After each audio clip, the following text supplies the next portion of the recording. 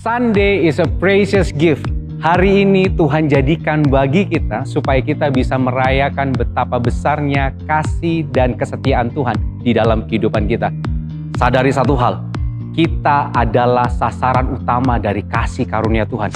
Jadi, dialah yang menjadi pusat puji-pujian dan ucapan syukur kita. So Royals, mari ajak seluruh anggota keluarga kita untuk datang ke rumah Tuhan dan membawa ucapan syukur, sorak-sorai kita, dan puji-pujian kita bagi Sang Raja di atas segala raja. Sunday is a precious gift. Tidak ada satupun dari kita yang mengetahui apa yang terjadi di masa depan. Saya percaya bahwa hidup kita tidak bergantung pada pekerjaan ataupun status kita, melainkan sepenuhnya bergantung pada kebaikan dan pemeliharaan Tuhan. Sebagai wujud kesadaran bahwa Tuhanlah yang menjadi sumber dan pemelihara hidup kita, maka setiap hari Minggu kita berhenti dari segala kesibukan, mendedikasikan waktu kita untuk mengingat dan menguduskannya sebagai hari Sabat dengan beribadah di rumah Tuhan. So stop worrying and stop worshiping. Sunday is a precious gift. So mari kita rayakan kasih dan kuasa Allah yang begitu sempurna, dan mari bersepakat serta mengaminkan setiap firman yang disampaikan, sebab firman Tuhan itu berkuasa.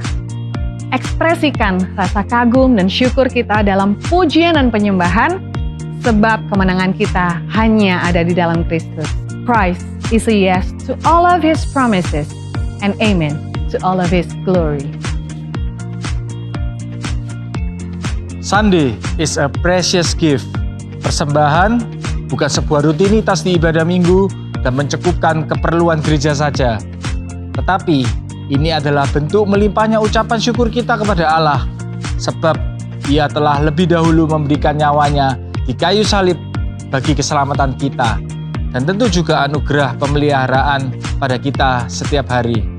Mari kita bawa persembahan bukan karena paksaan, tetapi dengan sukacita dan rasa syukur. So, Royal Family, let's bring offering to the King. Because Sunday is a precious gift. Mari kita melayani Tuhan bersama di dalam keluarga kerajaan Allah. Gunakan setiap talenta yang Tuhan sudah anugerahkan untuk kemuliaan namanya. Tuhan bekerja melalui setiap pribadi dengan satu tujuan, supaya setiap orang bisa melihat pribadi Raja kita melalui keluarga Rock Young Adult. Mari bertumbuh bersama dalam Kingdom Community, dan mari melayani Dia dengan segenap hati. As we serve, we grow deeper in Christ, and let His name be glorified through us. Sunday is a precious gift. Karena di gereja ini kita berkesempatan berjumpa dengan saudara-saudara seiman. Mari menjadi jemaat yang penuh dengan kehangatan kasih Kristus, saling menyapa, saling menerima, saling melayani satu dengan yang lain, serta mulai memperhatikan kebutuhan yang lain dan menempatkan mereka lebih tinggi dari diri sendiri. So Royal Family, let us serve other people first. Sunday is a precious gift.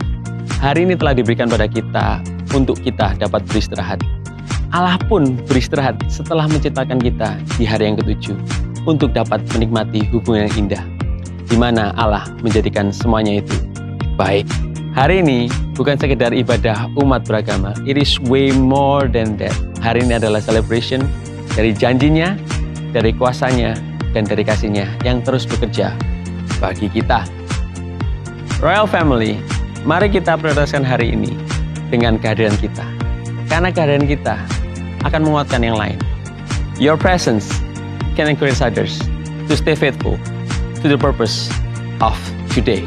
Today is a precious gift, and we're called to be the influencer of this world. And these are from our hearts to yours. Shalom Royals, Shalom semuanya, Happy Sunday. And today is a precious gift ya. Hari ini kita semua saya rasa bersemangat ya. Kita mau mendengarkan firman Tuhan, kita mau ketemu dengan hadirat Tuhan bersama dengan saudara-saudara kita seiman yang lain. Dan hari ini kita akan diberkati oleh lead pastor kita sendiri, Pastor Andrew. Dan saya percaya ada message Tuhan yang sangat spesifik yang bisa kita terima hari ini ya, yang akan memberkati kita. Dan tidak cuman firman Tuhan saja, Royals.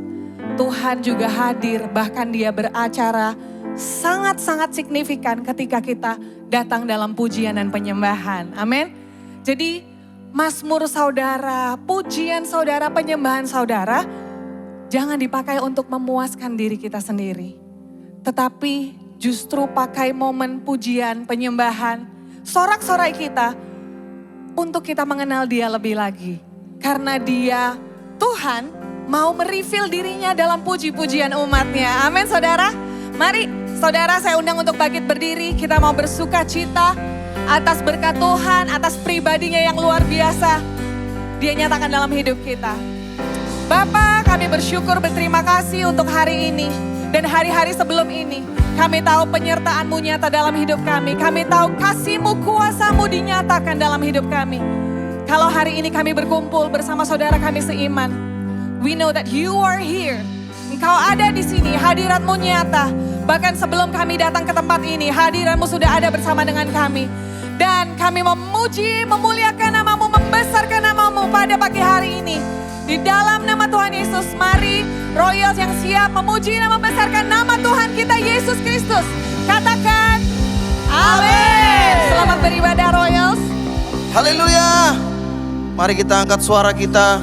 Kita mau nyanyikan nyanyian puji-pujian untuk Tuhan kita yang hidup. Karena Dia Tuhan yang menjadi Raja dan menjadi berkat dalam kehidupan kita. Haleluya. Oh, kami mau menyanyikan puji-pujian bagi-Mu Tuhan. Angkatlah suaramu, puji dan serukan nama Yesus. Tanggalkan bebanmu, tak perlu kau khawatir, sebab Dia sanggup. Gerakkan kakimu, menarilah dan bertepuk tangan, bersukacitalah. Tak perlu kau khawatir, sebab Dia sanggup.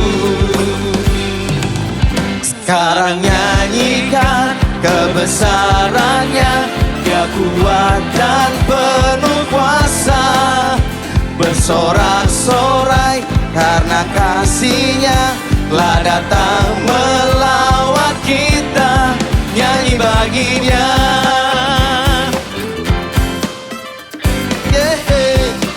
nyanyi bagi Dia. Angkatlah suaramu, puji dan serukan, nama Yesus. Tanggalkan bebanmu, tak perlu kau khawatir, sebab Dia sanggup. Gerakkan kaki, menarilah, come on. Menarilah dan bertepuk tangan, bersukacitalah. Tak perlu kau khawatir, sebab Dia sanggup. Sekarang nyanyikan kebesarannya, Dia kuat dan penuh kuasa. Bersorak-sorai karena kasih-Nya telah datang melawat kita. Nyanyi bagi Dia. Sekarang nyanyikan kebesarannya, Dia kuat dan penuh kuasa. Yes. Bersorak-sorai karena kasih-Nya telah datang melawat kita. Nyanyi bagi Dia.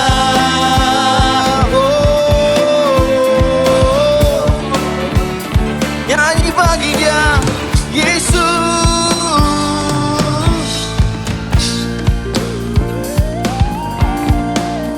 Mari kita mau menyanyikan puji-pujian bagi Tuhan kita, Raja kita yang hidup.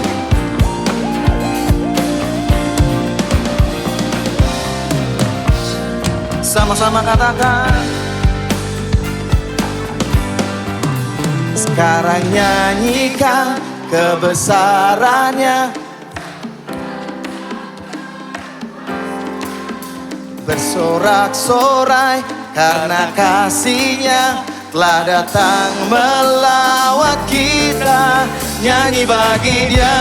Oh, sekarang nyanyikan kebesarannya, Dia kuat dan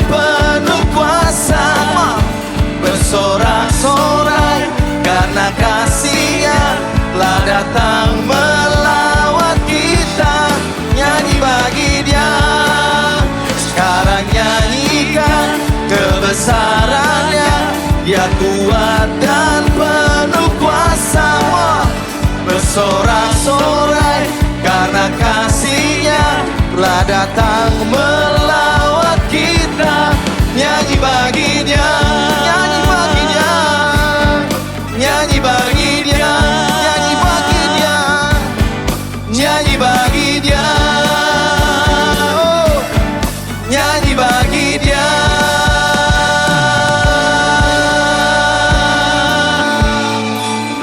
Haleluya, Jesus. Haleluya. Dia Raja di atas segala raja, layak terima setiap pujian dan pengagungan kita. Kami umat tebusan-Mu Tuhan, datang untuk menyembah-Mu Tuhan. Haleluya. Semuanya, clap your hands, let's go.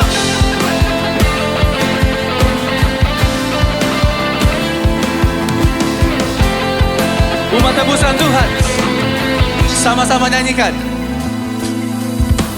Tiba saatnya kami berkumpul bersatu dari setiap suku dan bangsa,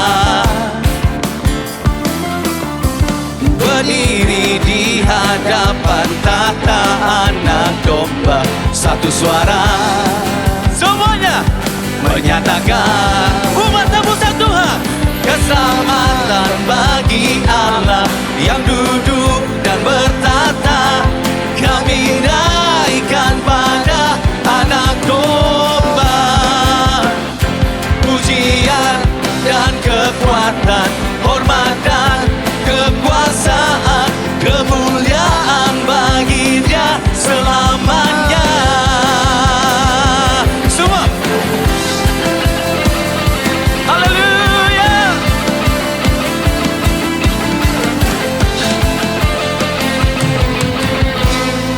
Sama-sama.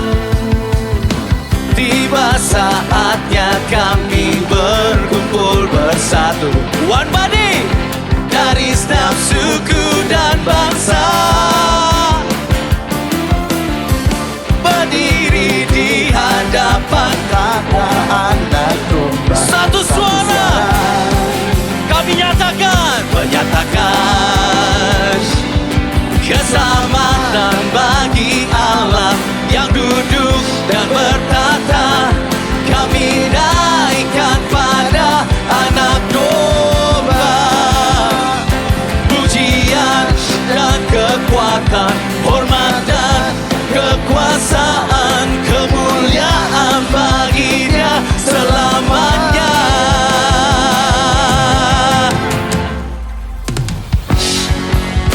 Hanya Kau satu-satunya Tuhan yang layak terima pujian kami Tuhan.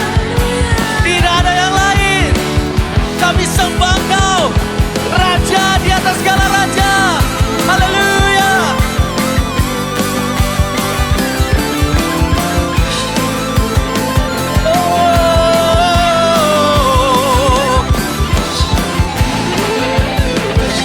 We worship You, Lord.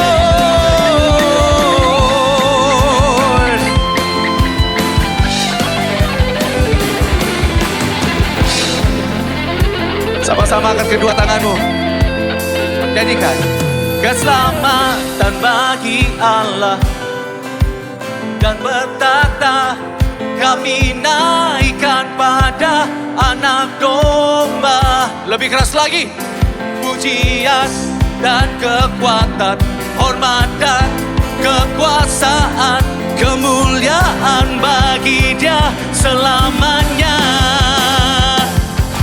Keselamatan bagi Allah yang duduk dan bertata. Kami naikkan pada Anak Domba, pujian dan kekuatan, hormat dan kekuasaan, kemuliaan bagi Dia selamanya. One more time, sila. Keselamatan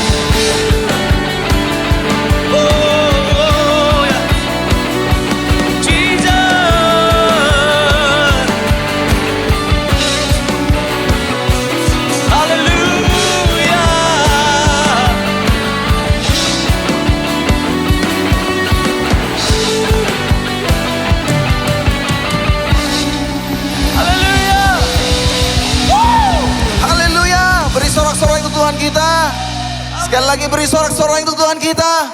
Mari kita mau serukan nama Yesus. Mari kita mau sembah Dia. Kita mau puji Dia. Haleluya. Tuhan kita Tuhan yang maha besar. Tuhan kita Tuhan yang hebat. Come on. Tuhanku maha besar, Tuhanku maha kuasa, Raja segala raja. Come on.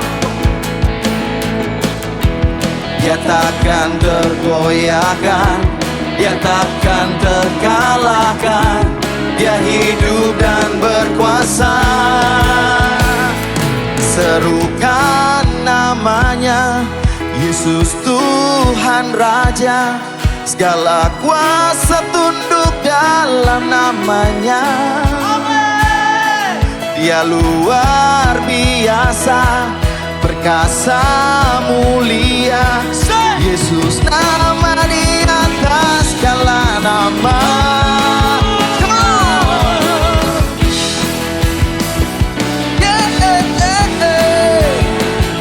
Serukan nama Yesus, Dia yang berkuasa. Come on, sama-sama. Tuhanku maha besar, Tuhanku maha kuasa, Raja segala raja. Dia takkan tergoyahkan, Dia takkan terkalahkan, Dia hidup dan berkuasa. Sama-sama katakanlah, serukan namanya, Yesus Tuhan Raja, segala kuasa tunduk dalam namanya. Dia luar biasa, perkasa mulia, Yesus nama di atas segala nama. Serukan namanya, Yesus Tuhan Raja, segala kuasa tunduk dalam namanya. Dia luar biasa, perkasa mulia, Yesus nama di atas segala nama. Haleluya. Kami mau serukan namamu, kami mau tinggikan nama Yesus Kristus Tuhan. Kami mau agungkan Engkau Tuhan, Raja atas segala raja Tuhan. Haleluya. Sama-sama katakan. Dan namanya Yesus Tuhan Raja, segala kuasa tunduk dalam namanya. Katakan, Dia luar biasa, Dia luar biasa, perkasa mulia, Yesus nama di atas segala nama. Serukan namanya, Yesus Tuhan Raja, segala kuasa tunduk dalam namanya. Dia luar biasa, perkasa mulia, Yesus nama di atas segala nama. Yesus nama di atas segala nama. Yesus nama di atas segala nama.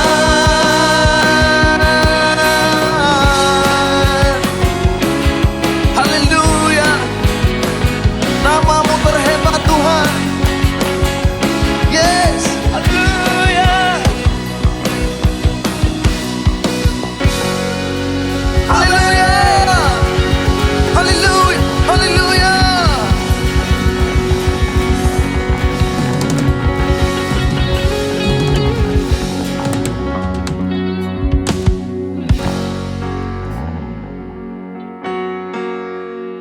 Kita akan bersama-sama berdoa untuk generasi Roket yang Tuhan percayakan ada di tempat ini. Saya minta Bapak Ibu yang ada di tempat ini tetap bangkit berdiri. Boleh arahkan tangannya sama-sama, kita mau memberkati generasi yang sudah Tuhan percayakan di tempat ini. Kita akan berdoa bersama-sama. Bapa, kami mengucap syukur Tuhan untuk setiap anak-anak yang Kau percayakan boleh ada di tempat ini Tuhan, untuk bertumbuh bersama-sama mengenal-Mu dari sejak mereka masih muda Tuhan. Tuhan, kami berdoa biar roh takut akan Allah itu ada Tuhan kepada setiap anak-anak-Mu di tempat ini. Engkau yang memberkati anak-anak ini Tuhan menjadi anak-anak yang kuat Tuhan. Mereka menjadi generasi-generasi yang bukan generasi yang diremehkan Tuhan, tapi mereka menjadi generasi pahlawan-pahlawan yang akan dipakai oleh Tuhan. Tuhan, kami berdoa biar di tengah Tuhan dunia ini Engkau boleh pakai anak-anak-Mu Tuhan, dari Rocky, Roket Tuhan, mereka boleh jadi terang, boleh menjadi garam Tuhan dimanapun mereka berada Tuhan, dari sejak masa mudanya Tuhan. Kami memberkati mereka Tuhan, dan kami percaya masa depan mereka Tuhan itu sungguh ada di dalam tangan-Mu Tuhan. Engkau yang memberikan mereka hikmat Tuhan. Kami berdoa Tuhan biar ada hikmat Tuhan seperti Engkau memberikan hikmat kepada Daniel Tuhan 10 kali lipat Tuhan dari anak-anak di generasinya. Supaya orang boleh melihat bahwa sungguh anak-anak yang takut akan Tuhan itu adalah anak-anak yang Kau pakai Tuhan untuk menerangi generasi ini. Kami juga berdoa Tuhan untuk setiap orang tua Tuhan yang boleh Kau percayakan untuk mendidik anak-anak ini Tuhan. Engkau yang perlengkapi orang tua yang ada di tempat ini Tuhan. Memberkati Tuhan dengan hati-Mu Tuhan ada di hati setiap orang tua Tuhan. Sehingga boleh membawa anak-anak ini Tuhan mendekat kepadamu Tuhan. Memberikan teladan hidup Tuhan. Sehingga mereka boleh melihat bahwa sungguh Tuhan Yesus yang mereka sembah itu hidup di tengah-tengah keluarga mereka. Terima kasih Tuhan, Kau memberkati kakak-kakak Rocky, kakak-kakak Roket Tuhan. Engkau berikan mereka hati-Mu Tuhan untuk boleh melayani anak-anak ini. Dan kami percaya Tuhan, kesetiaan mereka sungguh Engkau akan perhitungkan. Terima kasih Bapa, hanya di dalam nama Tuhan Yesus kami serahkan anak-anak ini ke dalam tangan-Mu. Haleluya, amin.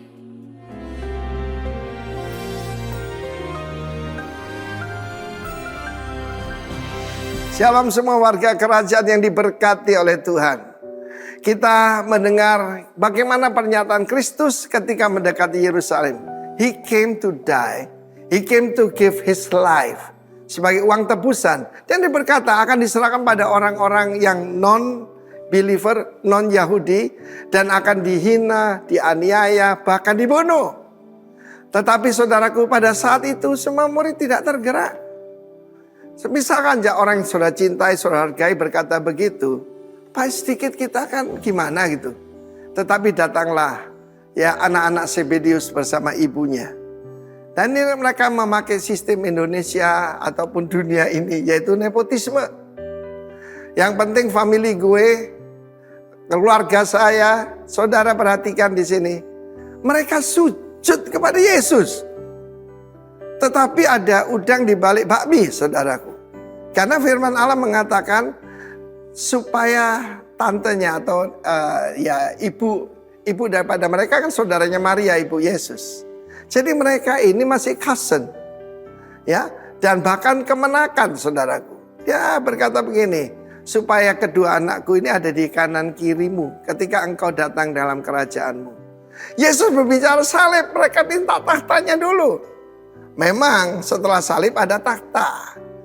Bisakah kamu minum daripada cawan yang harus ku minum? Dan dibaptis yang baptisan yang harus ku terima? Tanpa mereka tanya, mereka bilang bisa. Saya mau beritahu, ambisi bisa membutakan mata kita. Tetapi Yesus tidak mengikuti sistem dunia ini. Dia berkata, penguasa dunia ini, raja-raja di dunia ini menyerahkan dengan kekerasan. Bahkan mereka disebut benefactor. Benefactor yang memberikan faedah. Tetapi tidak demikian di antara kamu. Siapa yang mau jadi hebat, hendaklah jadi hamba dari semuanya. Perkataan doulos itu budak belian, hamba. Atau diakonos itu pelayan. Saudaraku, saudara saya masih ingat ketika saya berada di daerah Sulawesi Utara itu. Ada orang, Pak, besok saya ini jadi diaken, Pak. Tolong doakan. Anda tahu artinya diaken? Enggak tahu. Nah, yang bisa mencat-mencat pendeta itu katanya. Ya, berkuasa sekali. Saya bilang bukan, dia kentarnya pelayan. Wah, kalau gitu saya tidak jadi minta ditabiskan. Nah, kenapa? Apa? Saya kan bos. Kenapa saya mau jadi pelayan? Ada baju merek Boss. Kalau misalnya ditulis sana pelayan, dan ada orang mau beli, jongos gitu. Tetapi itulah Yesus. Saudara yang kasih Tuhan, orang masih berebut kursi sampai sekarang. Kita lihat apa terjadi barusan ini, pemilu di Indonesia, pemilu di Amerika.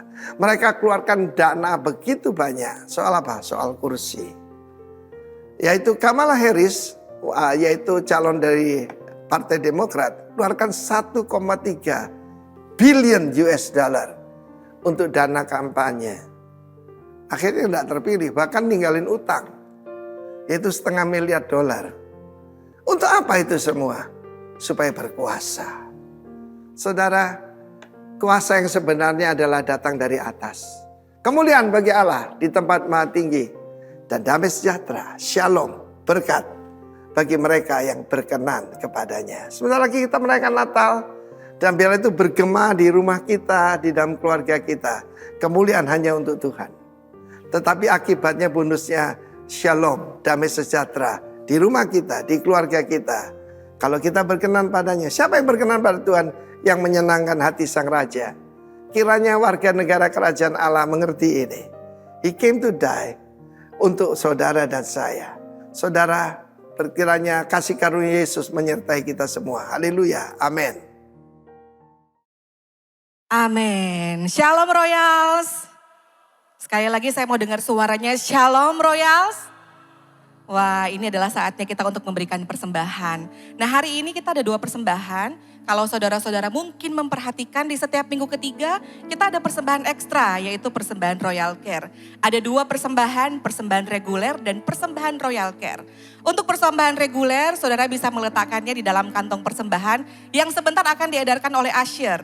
Dan untuk persembahan Royal Care, saudara bisa menaruhnya di dalam amplop, kemudian bisa meletakkannya di keranjang yang juga akan diedarkan oleh usher. Saya mau bertanya di sini, adakah yang menerima amplop persembahan? Boleh mengangkat tangannya, karena rekan-rekan dari usher akan melayani saudara. Boleh lagi, sekali lagi yang belum mendapatkan amplop, boleh mengangkat tangannya, nanti akan dilayani oleh saudara-saudara kita, rekan-rekan dari usher. Nah, saudara, mengenai persembahan Royal Care, mungkin saudara bertanya-tanya, apa itu persembahan Royal Care?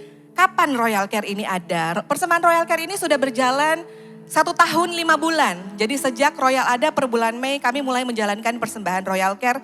Dan persembahan Royal Care ini ditujukan untuk Royals family yang berkomsel. Dan dengan anugerah Tuhan saya berserta dengan Ko Andrew Juwana dan Ko Dodi Sujanto kami dipercaya untuk mengelola persembahan Royal Care ini. Kepada siapa Royal Care ini diberikan? Sekali lagi kepada Royals family yang telah tertanam di dalam komsel, yang tentu saja di dalam kehidupan kita ini kita tidak selalu hidup dengan mulus-mulus saja. Jadi kepada mereka yang mengalami sakit, kepada mereka yang mengalami kedukaan, kepada mereka yang mengalami musibah, kesanalah kami menyalurkan. Juga kepada keluarga-keluarga yang mengalami sukacita karena kelahiran anak. Nah, biasanya juga kami ikut di dalam sukacita bersama untuk memberikan bingkisan kepada mereka. Satu kali ada yang tanya kepada saya, kalau di Royal ini kan rata-rata segmennya orang-orang mampu di cover sama asuransi. Apakah perlu memberikan Royal Care? Nah, saya menjawab dari pengalaman saya. Setiap ada Royals yang sakit, saya berusaha untuk datang menjenguk ke rumah sakit. Kalau ada Royals yang sakit maupun anak-anaknya yang sakit. Sampai hari ini saya tidak pernah melihat ada orang di rumah sakit meskipun secara ekonomi mampu. Meskipun di cover asuransi yang sangat mahal. Gak ada yang penuh dengan sukacita. Setiap kali kami berkunjung ke rumah sakit, kami melihat ada kekhawatiran. Kalau ada Royal di sini yang anaknya masuk rumah sakit, ada rasa ketakutan, ada rasa tanda tanya, ada rasa worry ya di dalam hatinya. Sehingga kami datang mendoakan, sekaligus memberikan bantuan, sekaligus memberikan bingkisan. Yang kami harapkan bisa menghibur mereka, dan ya, apa yang kita salurkan selalu berhasil menghibur mereka, membangkitkan iman mereka, membuat mereka percaya bahwa mereka ada di dalam satu keluarga, Royals family. Kita bersama-sama membangun one body and unity di tempat ini. Bukan hanya setiap hari Minggu di gereja, tetapi ketika saudara-saudara kita mengalami musibah, sakit, ataupun kedukaan, kami mau hadir di sana. Oleh sebab itu, persembahan yang saudara kasih, saudara berikan di Royal Care, tersalurkan kepada orang-orang yang tepat. Dan saya juga mau kasih tahu bahwa beberapa saat lalu, bulan lalu hari Sabtu tanggal 25 Oktober, mungkin banyak di antara saudara yang tahu ada salah satu keluarga kita yang tiba-tiba mengalami pendarahan otak dan tidak sadarkan diri. Dan akhirnya harus diambil tindakan operasi. dengan biaya yang cukup mahal. Yaitu adalah Shirley, istri dari Yance, dari Komsel Palm Hill. Dan saya juga melihat ada beberapa saudara yang memberikan donasi karena kasus ini sangat amat viral. Jadi banyak sekali dan puji Tuhan sampai hari ini semua kebutuhan mereka tercover. Lalu apa peran Royal Care di situ? Kami juga datang pada saat itu.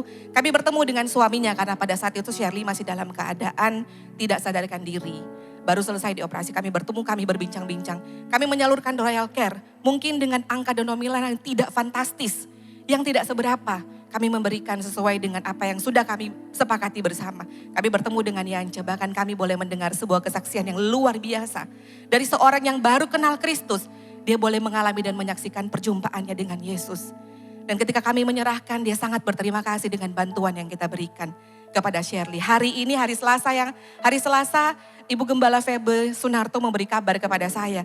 Kalau Shirley sudah bisa ngobrol-ngobrol, sudah bisa duduk, sudah normal kembali. Kita menantikan dia ada di sini. Terima kasih untuk bantuan yang sudah saudara-saudara juga salurkan kepada, bukan hanya kepada Shirley tetapi kepada yang lain. Maka hari ini saya mau menantang saudara-saudara semua. Mari kita mulai meluaskan hati kita untuk belajar memberi kepada Tuhan, memberi kepada gereja Tuhan, memberi kepada saudara-saudara seiman. Mungkin saudara nggak tahu saudara kasih ini buat siapa. Kami yang akan menyalurkannya kepada tangan-tangan yang tepat, menjadi kekuatan, menjadi penghiburan. Kita memberi bukan supaya kita akan mendapatkan berlipat-lipat kali ganda.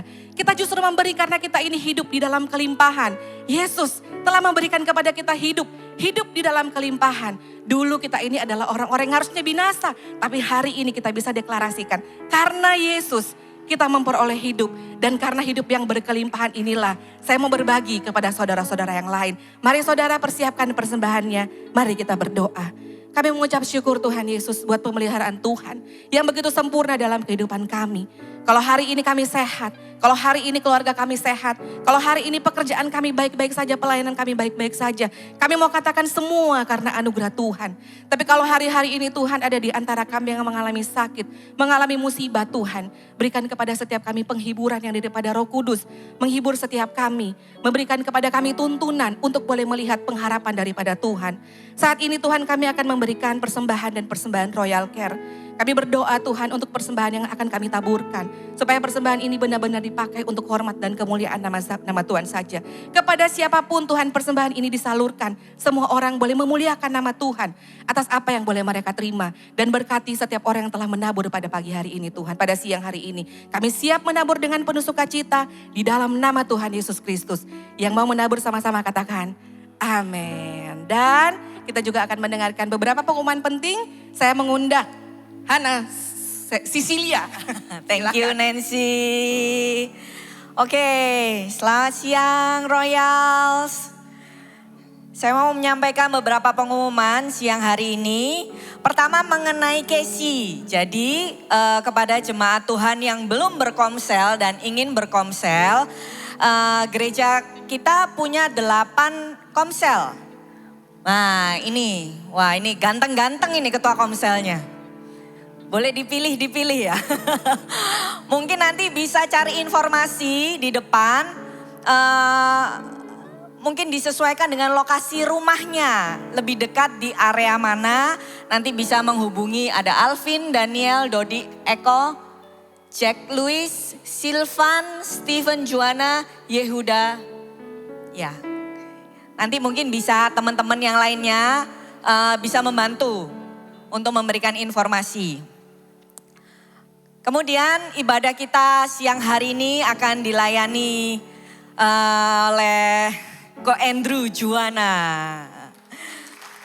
Royal Lead Pastor kita. Selain sehat selalu rohaninya, sehat juga jasmaninya.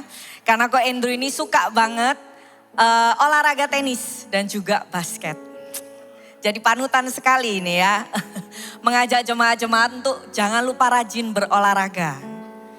Oke, kemudian jangan lupa setiap hari Rabu gereja kita melalui IG Live @royals.surabaya. Setiap jam 12 siang ada quick word. Dan minggu ini hari Rabu akan dibawakan oleh saudara kita Bapak Richard Limanto, Rock Royal Satellite Pastor. Nah ini ada kabar gembira lagi. berkat rohani buat kita semua. Dan jangan dilewatkan, hari Jumat depan tanggal 22 November jam 6.30 sore di Royal Praise Hall akan diadakan kembali Casey Gathering. Wow, perasaan baru beberapa minggu lalu ya ada Casey Gathering. Kok bisa ada lagi, kenapa ya? Karena gereja kita mau menyediakan makanan rohani untuk kita semua. Jadi jangan sampai terlewatkan karena pembicaranya dari ACC Bandung, ACC Church Bandung, El Shaddai Creative Community, yaitu Pastor Nala Widya. Beliau adalah pastor yang membangun gereja lokal dengan sangat luar biasa. Hingga saat ini sudah ada 7 cabang di Indonesia, bahkan juga di Australia. Kita sedang membangun gereja lokal kita. Setiap tim pastoral dan para pelayan Tuhan di Royals tidak bisa membangun sendiri. Kita harus bersama-sama, one body. Untuk membangun gereja kita, mengajak semuanya untuk masuk dalam movement ini. Jangan lupa tentang logo one body ya.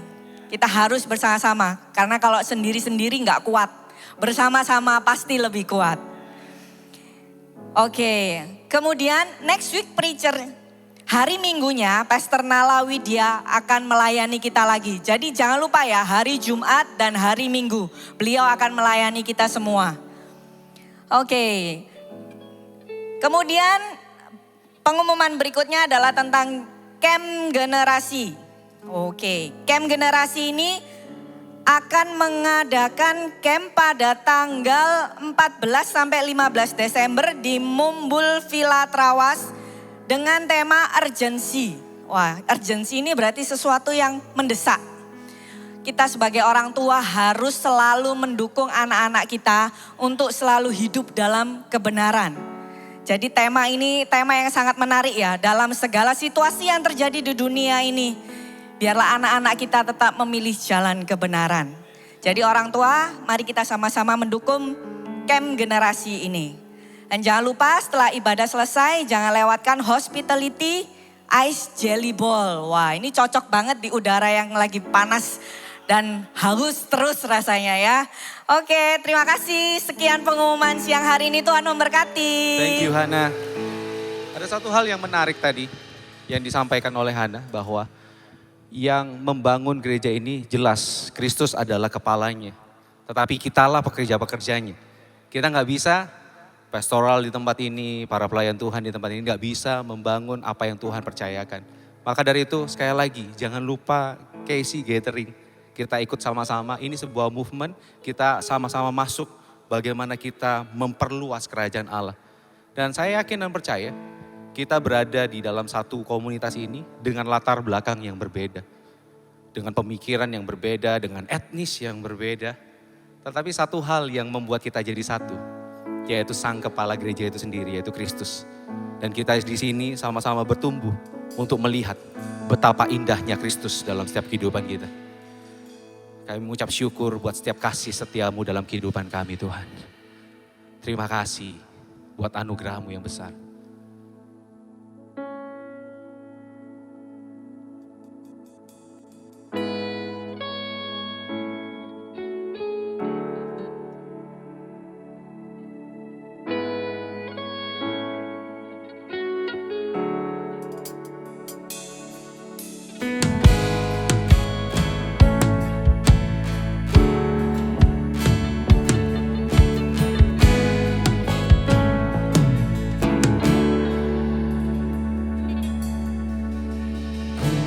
Datang dengan syukurku, membawa kerinduanku, Yesus.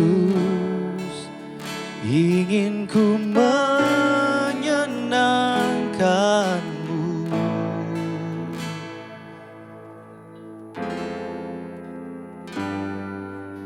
Karya-Mu indah bagiku, kasih yang menyelamatkanku, Yesus. Inilah persembahanku.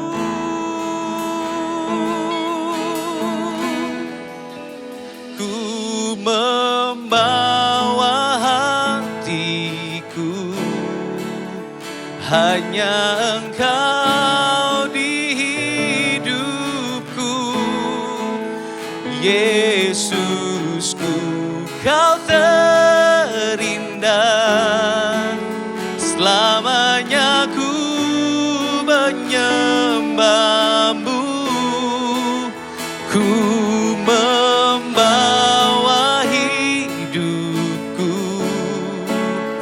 inilah persembahanku untuk Yesusku yang terindah, selamanya ku menyembah-Mu, Yesus.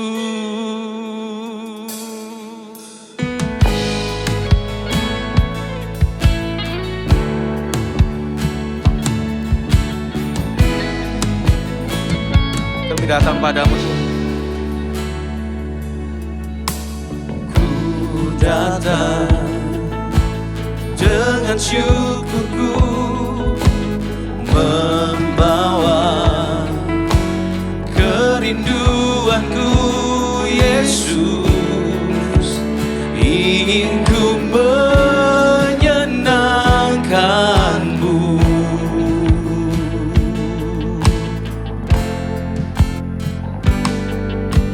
Karya-Mu indah bagiku, kasih yang menyelamatkanku.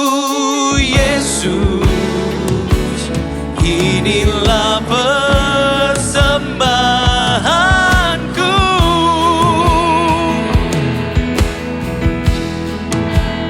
Ku membawa hatiku, hanya Engkau di hidupku.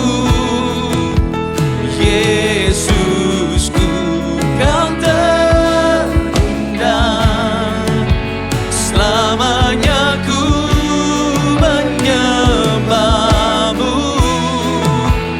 Ku membawa hidupku, inilah persembahanku untuk Yesus. Selamanya ku menyembah-Mu, Yesus. Bahwa ku erat di hadirat-Mu,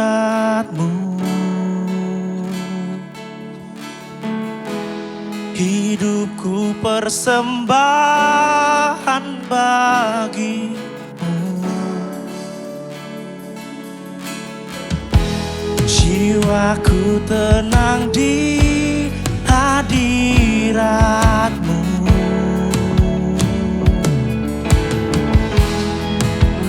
Ku aman dalam kasih-Mu.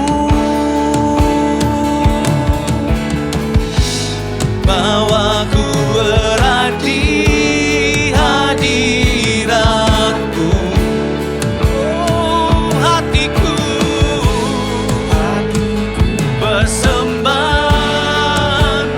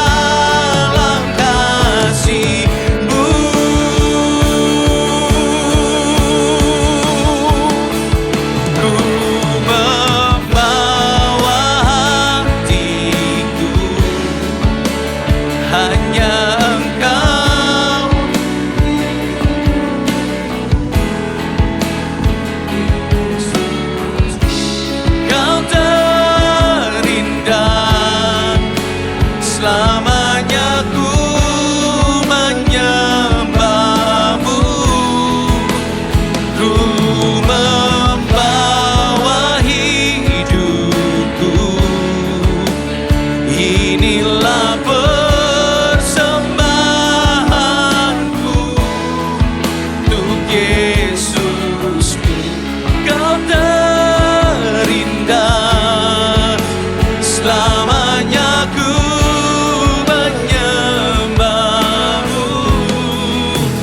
Ku membawa hatiku, hanya Engkau di hidupku. Yesusku, Kau terindah, selamanya ku menyembahmu. Ku membawa hidupku, inilah persembahanku. Yesusku, indah, selamanya ku menyembahmu. Yesus.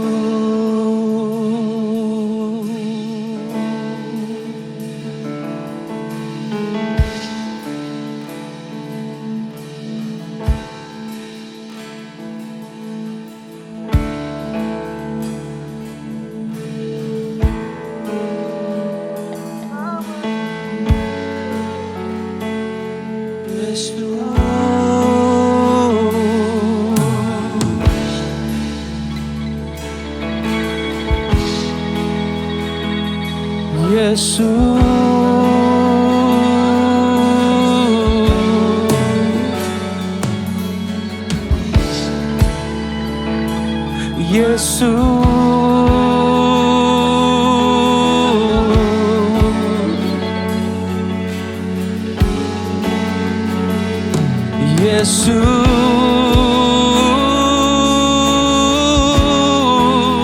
Kau terindah,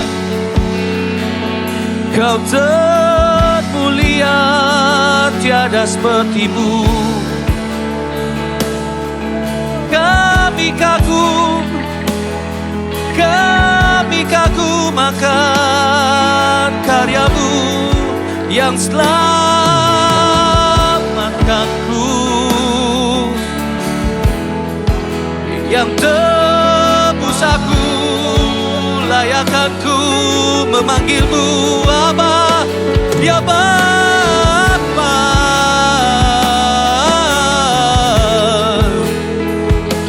Kau terindah, termulia, termegah, terbaik dalam hidup kami. Setia Kau tak tinggalkan, selalu bekerja dalam hidup kami. Nyatakan kuasa-Mu, menyatakan kasih-Mu, menyatakan kesetiaan-Mu Tuhan.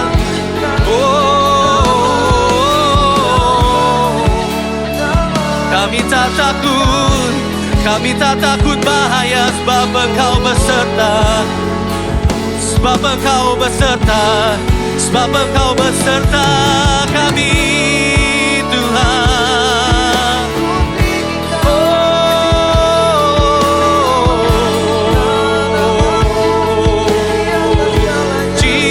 Jesus, hallelujah.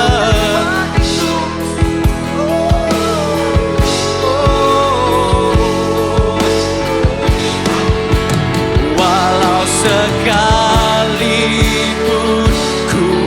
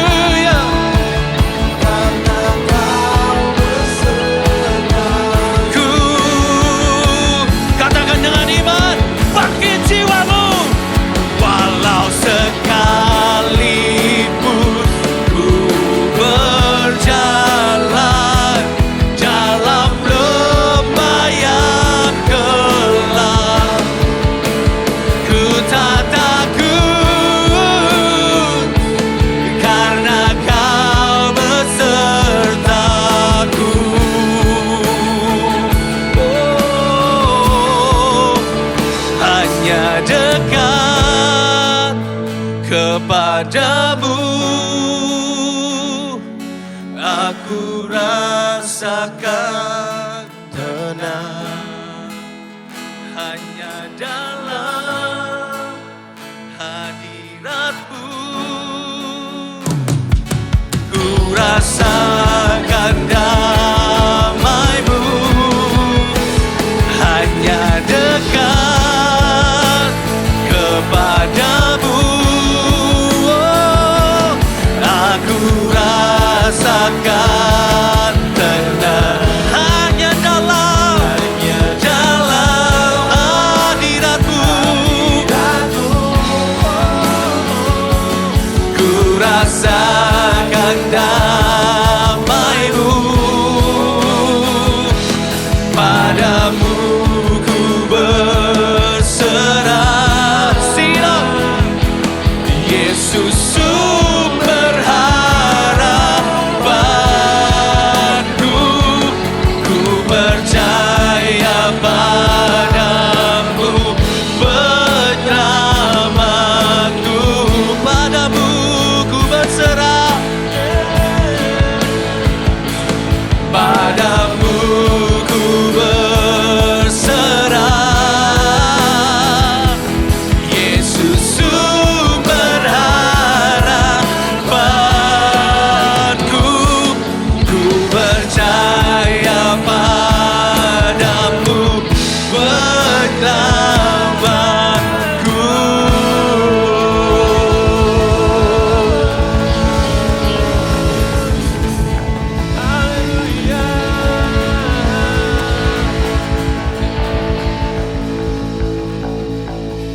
Amin. Biarlah Engkau saja yang bertahta dalam pujian dan penyembahan kami Tuhan. Hanya Engkau nama satu-satunya yang kami tinggikan di tempat ini. Bukan nama pribadi kami, bukan nama golongan kami, bahkan bukan nama pelayanan kami. Tapi hanya nama Yesus yang ditinggikan tempat ini Tuhan. Untuk itu Tuhan, biarlah one body, satu tubuh Kristus ini benar-benar nyata dalam kehidupan kami. Bahwa kami adalah bersaudara satu dengan yang lain. Bahwa kami adalah produk dari kasih-Mu yang meluap-luap sehingga kami bisa mengasihi saudara kami. Meskipun mereka bersalah pada kami, mereka melakukan pelanggaran pada kami, tapi kami bisa mengasihi pada mereka. Biarlah firman-Mu hari ini setajam pedang bermata dua yang bisa memisahkan antara jiwa dan roh dan bisa menusuk pada hati kami, bahkan hamba-Mu ini Tuhan. Yang berbicara, pakai hamba-Mu yang terbatas ini, lidah dan bibir hamba-Mu yang terbatas ini, untuk kemuliaan nama-Mu. Roh Kudus, kami percaya Engkau bekerja berkarya luar biasa dari awal kami datang. Untuk itu Tuhan, we need you Holy Spirit untuk mentranslasikan semuanya, untuk menerjemahkan semuanya Tuhan. Apa yang Kau mau dalam kehidupan kami. Di dalam nama Tuhan Yesus Kristus, Juru Selamat kami, penyelamat jiwa kami. Semua yang percaya katakan, amin. Royal Family, sebelum duduk kasih salam kanan kirinya bahwa bilang kita satu tubuh dalam Kristus. You're my family, amin. Amin. Silakan duduk saudara. Royal Family, saudara saya mau kasih apresiasi dulu pada saudara saya nih, Faith Andrew. Dia ini bisa di mana-mana saudara. Thank you Faith.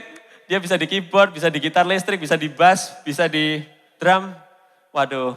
Thank you so much for this ya. Shalom Royal Family ya. Masih ingat hashtag kita ya? Hashtag kita in Christ we're all. Sekali lagi in Christ we're all one body ya. Memberikan message hashtag ya di akhir-akhir ini. Ingat hashtag kita itu sampai Desember. Tapi ini bulan di November ya.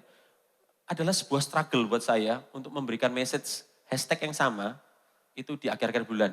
Karena kita tahu sendiri bahwa challenging banget karena banyak poin yang sudah dibahas, dikupas tuntas sama pembicara-pembicara hebat sebelumnya. Ya, di situ ada saudara saya Dodi Sujanto bicara tentang One Body juga. Saudara saya Hizkia Setiawan juga bicara. Nancy Piri bahkan di One Body Camp kita. Pastor Anthony Pribudi ya, itu bicara sangat 3 sesi bicara tentang One Body. So, saya juga mau nanya nih sama Tuhan waktu itu. Ini apa lagi yang harus disampaikan? Tapi saudara percaya bahwa His word never fails firmannya itu nggak pernah gagal. Selalu ada saja poin dan POV dan angle yang bisa dikupas dalam One Body. Saudara siap? Saya berikan judul saya untuk khotbah hari ini adalah anti One Body. Ya. Jadi ada yang pro One Body, apa sih maksudnya pro One Body itu pro tubuh Kristus, satu tubuh, satu kesatuan. Tapi ada juga yang anti One Body. Anti One Body itu menentang tubuh Kristus. Refresh dikit ya, supaya nggak lost in translation, nggak lepas dari kebingungan. Ayat One Body di 1 Korintus 12 ayat 12 sampai 13 itu bicara tentang gini. Simpelnya saya bawa simpel. Kita ini banyak anggota tubuh, tetapi di dalam satu tubuh itu tergabung tetap menjadi satu tubuh. Maksudnya gini, kita ini berbeda-beda. Ya, dan bisa dibedakan, iya. Tetapi di dalam Kristus kita itu satu baptisan dan dikasih makan oleh dan minum oleh satu roh.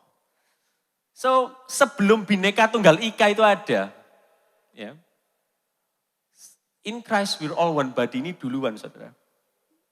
Dan kalau mau nanya kita ini terus dipersatukan ini untuk apa sih? Pastor, kita dipersatukan untuk apa? Ya. Saya sambungkan juga di ayat tema November Rock, yaitu Transforming People's Paradigm. Kita bisa baca ya, bareng-bareng ya. Di Kisah Para Rasul 2 ayat 41-42, mari saya ini berdoa banget pada Tuhan, supaya hari ini juga, di message Tuhan hari ini, itu transformasi terjadi dalam cara berpikir kita. Sehingga kehidupan kita berubah ya. Ayat 41, saya bacakan saja, ini bukan ayat utama, tapi ini saya ayat tema, jadi saya bacakan. Orang yang menerima perkataannya itu memberi diri, pertama, dibaptis. Dan pada hari itu jumlah mereka bertambah kira-kira berapa? 3.000 jumlahnya. Mereka bertekun dalam pengajaran rasul-rasul dan dalam persekutuan. Dan mereka selalu berkumpul untuk mecahkan roti dan berdoa. Ya. So, kita dijadikan satu, itu untuk kumpul bareng. Sesuai dengan ayat firman ini ya. Dan tekun. Dalam baptisan berbicara tentang apa? Menjangkau orang yang belum percaya. Ya, bertekun dalam baptisan. Belajar firman, discipleship, pemuritan akan selalu ada. Berdoa, makanya kita setiap 1 bulan sekali ada namanya RPM, Royal Prayer Meeting. Makan bersama, live sharing di situ di meja makan. Dan ada namanya perjamuan kudus, selalu mengingat pengorbanan Kristus. Dan ini, ada rahasianya. Dalam ketekunan ini, tekun itu artinya melakukan terus-menerus, persisten, konsisten. Dalam ketekunan ini Tuhan memberkati kita dengan pelipat gandaan. Ya. Firman-Nya berkata seperti itu. Nah, kadang kita berpikir ya, di kota besar seperti Surabaya ini kegiatan ini banyak sekali. Kerjaan, hobi, ya, nge-mall. Ya. Masa iya sih kegiatan berdoa, belajar firman Tuhan, itu masih eksis. Well, saya mau bilang pada saudara semua, my royal family, ini bukan saya yang ngomong, tapi ini firman Tuhan. Bahwa Tuhan itu sangat esensi untuk kita tuh berkumpul bersama. Ya. Jadi kayak Royal Casey Gathering Jumat ini sebenarnya bukan program. Tapi ini sebuah esensi yang Tuhan mau kita lakukan. Bukan cuma pastoral team bicara, yuk kita kumpul buat program gereja. No, ini esensi apa yang Tuhan mau. Amin. Nah, jadi sewaktu kita menjadi orang yang percaya, please, hati yang mungkin kita berpikir bahwa, gereja kok acara iki ya. Cake nih si acara nih. Mungkin ada hati seperti ini. Please saudara, ini bukan apa yang kami mau. Ini yang firman Tuhan katakan. Yang setuju katakan amin. Untuk itu saudara, saya percaya hari ini juga Royal Family di sudah 1 tahun 9 bulan ya. 1 tahun 9 bulan. Kita ini ada di 200 orang saudara. 8 Casey, tadi yang disebutkan oleh Hana. 8 Casey, ganteng-ganteng tadi ya. 200 orang, dan saya mau apresiasi dulu ketekunannya, kesetiaannya dari 200 orang ini untuk selalu bertekun dalam setiap pertemuan-pertemuan ibadah. Boleh tepuk tangan dulu, Saudara? Nah, karena gini, ketekunan itu jadi satu kunci memang untuk jumlah kita diperbanyak. Tapi mau tahu enggak, selalu ada yang namanya menghambat persatuan kita. So, ini ayat utamanya. Saya kasih ayat utamanya adalah Yakobus 4 ayat 1 sampai 5. Saudara mau tahu apa yang menjadi penghambat? Mari kita baca bersama-sama ya, karena ini ayat utama. Yuk kita baca bersama-sama dengan suara yang lantang. Perikopnya adalah hawa nafsu dan persahabatan dengan dunia. Yakobus 4 ayat 1. Dari manakah datangnya sengketa, pertengkaran di antara kamu? Bukankah dari hawa nafsumu yang saling berjuang di dalam tubuhmu? Kamu ingin sesuatu, tapi kamu enggak memperolehnya. Lalu kamu membunuh, kamu iri hati. Tetapi kamu tidak mencapai tujuanmu juga. Lalu kamu bertengkar, kamu berkelahi. Kamu enggak peroleh apa-apa karena kamu enggak berdoa. Atau kamu juga berdoa, tetapi kamu tidak menerima apa-apa karena kamu salah berdoa. Sebab yang kamu minta itu hendak kamu habiskan untuk memuaskan hawa nafsumu. Hai kamu orang-orang yang tidak setia, tidakkah kamu tahu bahwa persahabatan dengan dunia adalah permusuhan dengan Allah. Jadi barang siapa hendak menjadi sahabat dunia ini, menjadikan dirinya musuh Allah. Yang terakhir, bareng-bareng kita baca. Janganlah kamu menyangka bahwa kitab suci tanpa alasan berkata, roh yang ditempatkan Allah di dalam diri kita, ya diri kita, itu diingininya dengan cemburu. Nah kata-kata cemburu nanti saya akan jelaskan ya. Coba saya mau tanya nih, Royal Family, siapa yang di antara kita hidup sampai hari ini nggak pernah marah sama orang? Ada angkat tangan? Kalau angkat tangan nanti boleh nanti jadi mendaftar jadi ketua komsel ya. Ketua komsel pun bisa marah. Atau sampai hari ini bisa masih ada menyimpan kemarahan pada orang. Atau nggak pernah berkelahi, berantem sama orang. Untuk itu firman Tuhan kali ini saya buat berseri saudara. Ya. Ini yang seri pertama, yaitu bicara tentang Yakobus 4, 1-5 itu bicara tentang kemarahan, anger. Dan yang kedua nanti saya akan khotbahkan di 15 Desember, ini pertama kali saya buat seri. 15 Desember itu bicara tentang kecongkaan, arrogance. Ya. Dan dua hal ini saudara, ini loh, yang ngaco, yang membuat perpecahan dalam tubuh Kristus. Kemarahan dan kecongkaan. Hari ini 4 poin saja, dan very simple, straightforward, karena ini modelnya pertanyaan. Poin pertama saya adalah, mengapa sih kita itu marah pada saudara kita? Yang kedua, kenapa Tuhan itu nggak mau kita marah pada saudara kita atau orang lain? Dan yang ketiga, bagaimana kita menghadapi, bagaimana kita handle ya, deal sama kemarahan kita. Dan yang keempat, bagaimana Kristus mengubah marah jadi mesra oleh karena kasihnya. Ini sangat relevan ya saudara. Kalau sudah tahu akhir-akhir yang viral di kota Surabaya, ya ini produk Surabaya ya, di mana kemarahan itu menjadi viral dan sampai netizen itu marah-marah dan bangsa Indonesia marah-marah. Ya. So, are you excited for this? Apa yang menjadi hati Tuhan untuk kita?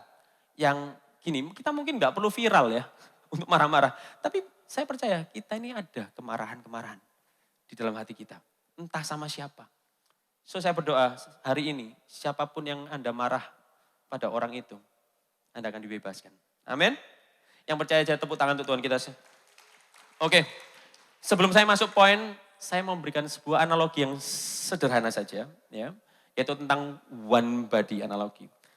Tadi seperti Hana bilang, tubuh jasmani kita ini bisa sehat, ya, dan bisa juga sakit.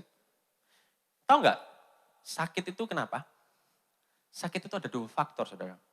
Yang pertama, itu oleh karena bakteri, kuman, dan virus yang ada di sekeliling kita, dan ada loh di dalam diri kita. Ada. Dan yang kedua, faktor yang kedua yang menentukan adalah imunitas tubuh. Ya. Jadi keadaan sakit itu terjadi kalau di mana imunitas tubuh ini, antibodi ini, itu kalah dengan namanya bakteri, virus, dan kuman yang ada dalam tubuh kita. Di situ kita sakit. Ini saya sengaja memberikan sebuah gambaran. Saudara tahu nggak ini gambar apa? Ini saudara, ini gambar tangan kanan setelah memegang troli supermarket. Langsung di mikroskop, di bahasa Jermannya diteletkan, terus dikultur. Dikultur itu dalam berapa waktu lama? Dia terlihat telunjuknya itu, lihat. Ini menunjukkan bahwa bakteri dan virus dan kuman itu ada di mana-mana. Ya, ada di mana-mana. Tapi kenapa kita masih bisa sehat? Karena imunitas kita yang kuat. Nah, itu ngomong tubuh jasmani.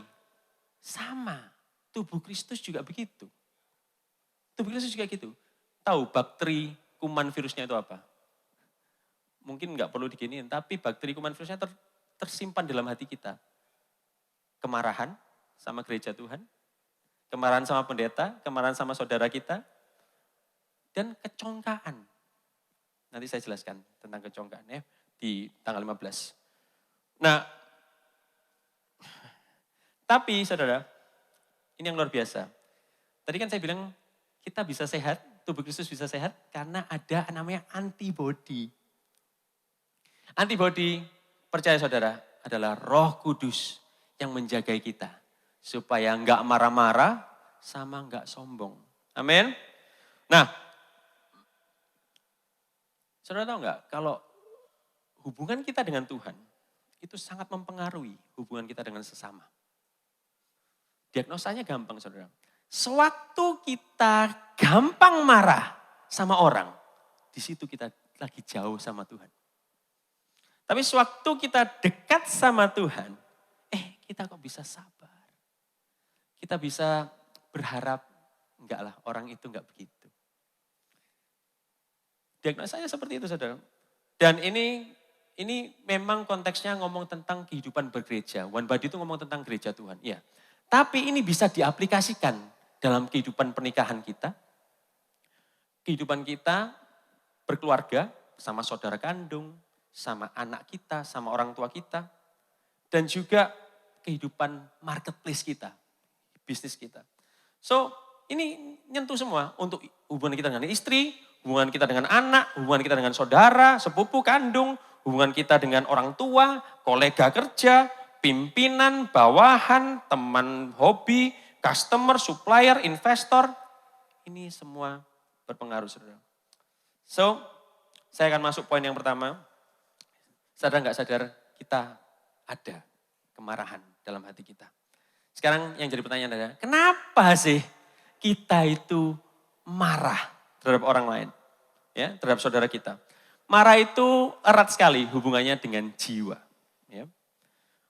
Marah itu disebabkan, simple semestinya, adalah suatu hal yang nggak diinginkan terjadi, kenyataan yang nggak sesuai harapan itu terjadi, jadi kita kecewa, kita merasa tersakiti, kita merasa dirugikan, dipojokkan, diremehkan, direndahkan, dan bisa juga saudara, marah bisa karena stres, tekanan hidup, marah bisa karena kurang tidur, bisa saudara, ini saya riset juga soalnya, marah bisa terjadi karena masa lalu atau trauma, dan yang terakhir ini saya shocking juga, marah itu bisa karena lapar.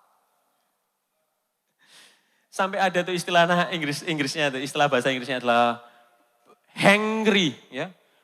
Hungry and angry, ya. So, tapi saya suka sekali bagaimana Alkitab itu mengerucutkan jadi satu titik akar. Selalu, Alkitab itu sangat berkelas, ya, kelas kerajaan ya. Dan dia menitikkan pada satu akar. Tahu nggak? Akar dari segala kemarahan, yaitu adalah hawa nafsu yang berjuang dalam diri kita. Dan hawa nafsu saudaramu yang berjuang dalam dirinya, itu ketemu.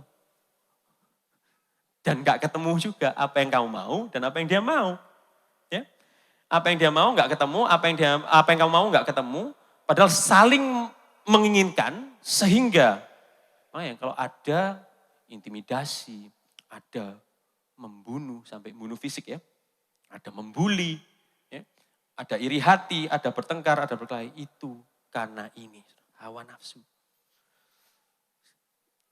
Setiap orang itu memiliki titik didih, boiling point, titik marah. Itu berbeda-beda tingkatnya. Dan berbeda-beda jenis penyebabnya. Dan saya mau buka sedikit, akhir-akhir ini kan jadi viral ya. Ada satu jenis kemarahan yang terjadi, yang lagi viral lately. Saya harap ini menjadi pelajaran untuk kita semua ya, untuk hidup bermasyarakat. Kemarahan itu sak duluran, ya, sama namanya arogansi. Orang-orang yang arogan akan dengan sangat mudah, saudara. Sangat mudah itu mengungkapkan kemarahannya dan bahkan ingin merendahkan orang lain. Ya, supaya apa sih? Supaya apa? Tahu nggak? Supaya mereka tuh menunjukkan aku ini berkuasa.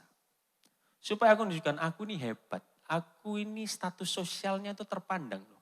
Aku ini orang terhormat loh. Bahkan dia ingin menunjukkan identitasnya yang seakan-akan aku ini berbeda dengan kamu. Kamu tuh lebih bawah daripada aku. Ya. Seakan-akan kalau hati itu ada kayak apa ya? Kayak tulisannya gitu. Kemana-mana dia akan selalu bawa. Kamu tahu aku ini siapa? Kamu tahu aku ini siapa? Ya kadang jawab aja, aku gak tahu kamu siapa. Terus dia mulai jawab nih, kamu tahu aku nih bapakku ya, itu jenderal Panglima bintang 5. Tetap aja jawab, saya gak tahu, gak kenal. Nanti tambah lama tambah marah terus tambah. Ya. Jadi itu saudara, ingin menunjukkan kuasanya. Dan kemarahan itu bisa diluapkan ya, di depan orangnya atau di dalam hati. Jadi kita tuh bisa marah itu dua tipe saudara. Bisa marah dikeluarkan, diekspresikan, tapi juga bisa marah itu dipendam di dalam hati. Namanya tuh tahu nggak? Silent treatment. Ya, silent treatment. Tapi saudara melihat apa yang kasus terjadi itu, semestinya kalau kita di dalam Tuhan, semestinya ya, kita harus tahu bahwa orang yang suka marah-marah, orang yang arogan, itu rusak jiwanya. Broken soul. Ya bisa dibilang ada level sakit jiwa. Kayak ada apa dengan cintanya? Sakit jiwa. Sakit jiwa. Nah, dan ini itu enggak selaras semestinya dengan apa yang Tuhan ciptakan hati kita untuk seseorang ini. Tahu ya rencana Tuhan. Rencana Tuhan adalah damai sejahtera dan sukacita. Ya. Jadi kalau orang suka marah-marah, itu sama sekali melenceng dari apa yang desain Tuhan. So, kalau kita dalam Tuhan, kita harusnya berbelas kasihan ya. Sama orang-orang yang punya broken soul. Fit, kunci fit. Nah, ada sebuah lagu, ya tadi sudah dibawain Pastor Hizkia. Ini mestinya sebuah rema dalam hidup kita, supaya kita nggak gampang marah-marah. Hanya dekat kepadamu,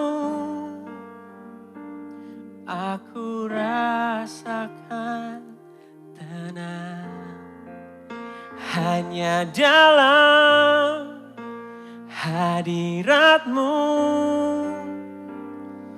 ku rasakan damai-Mu. Katakan, padamu ku berserah, Yesus sumber harapanku, ku percaya padamu, penyelamatku.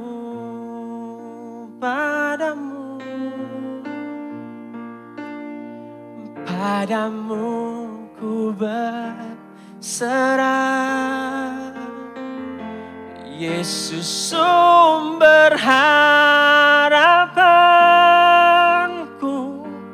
ku percaya padamu, penyelamatku. Garis bawahi penyelamat di sini. Karena selalu kita berpikir penyelamat itu menyelamatkan nyawa kita sampai di surga. Ya, dia menyelamatkan kita nanti sampai kekekalan. Tapi kita itu bisa diselamatkan untuk daripada bumi ini jadi neraka, bumi ini jadi surga. Dia selamatkan jiwa kita itu seperti itu, saudara. Oke, kita tahu bahwa marah itu nggak sejalan dan dari kehendak Tuhan. Sekarang, kenapa Tuhan itu nggak mau marah? Nggak mau kita marah terhadap orang lain. Why God doesn't want us to get angry? Saya berikan 4 ayat favorit saya, saudara. Karena mestinya ada 40 ayat tentang kemarahan. Tapi saya berikan 4 ayat yang straightforward. Yang buat saya kadang-kadang kalau membaca ini, iya ya, gak perlu marah sih sama orang. Yuk kita baca bareng-bareng ya. 4 ayat saja. Mari kita lihat. Di Mazmur 37 ayat 8. Siap? Berhenti marah. Tinggalkan kemarahanmu. Jangan marah. Itu hanya akan membawa celaka. Jadi kita bisa punya formula. Marah sama dengan celaka. Mazmur bilang itu. Amsal berbicara orang bodoh melampiaskan amarahnya. Tetapi orang bijak pada akhirnya diam-diam menahannya. Jadi ada formula gini. Kalau marah sama dengan bodoh. Ketiga, masih belum puas. Oke, setiap orang hendaknya lambat marah karena kemarahan manusia tidak menghasilkan kebenaran Tuhan. Ada satu formula lagi. Marah itu salah. Gak menghasilkan kebenaran Tuhan. Gitu. Ya. Dan ini yang luar biasa. Ayatnya Yesus dong selalu. Yesus berfirman. Dia memulai dengan membunuh itu harus dihukum. Wih, disetarakan loh saudara. Yaitu bahwa dia bicara bahwa siapapun yang marah dengan saudaranya juga harus dihukum. Siapa yang menyumpahi saudaranya pantas dihadapkan ke mahkamah agama. Tetapi siapa yang mengatakan engkau bodoh akan pantas berada bahaya api neraka di Matius 5 ayat 22. Berarti marah sama dengan neraka. Kalau 4 ini aja bisa buat kita gak marah, ya sudah kita akhiri aja ya ibadah ini. Atau kalian mau tahu, atau kita mau tahu lebih dalam lagi. Yang membuat kita sama sekali gak akan pernah marah dalam hidup. Oke? Nah, ini yang menarik saudara. Yesus itu menyetarakan saudara, marah itu sama dengan membunuh. Kira-kira apa yang dibunuh ya? Sewaktu kita marah, kita tanpa sadar kita tuh membunuh. Ada 3 hal, saudara. Yang pertama, jiwamu yang tenang dan damai, mestinya kalau kamu gak marah.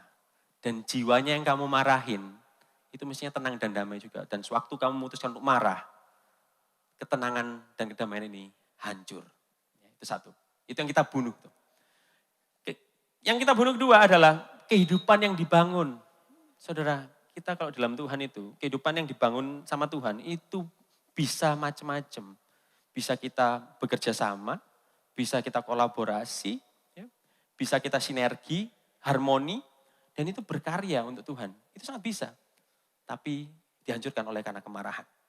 Yang ketiga, apa yang kita bunuh? Hubungan yang Tuhan pertemukan, itu dibunuh karena kemarahan. Nah, Tuhan itu seakan-akan berkata gini, saudara. Sewaktu kamu marah, kamu itu enggak menjunjung tinggi nilai dari seseorang itu. Seakan-akan berkata bahwa someone's life and soul doesn't matter for me. Jiwa orang itu dan nyawa orang itu tidak ada harganya sama sekali bagi saya. Itu loh.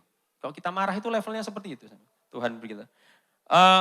Nah Tuhan Yesus itu mau kita itu menilai dan memperlakukan saudara kita sebagaimana Allah itu mengasihi dan menebus kita.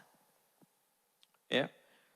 So, kita harus tahu bahwa saudara kita, mau dia percaya atau enggak percaya Tuhan, tetap saudara kita itu yang kita mau marahin itu adalah gambar Allah yang lain.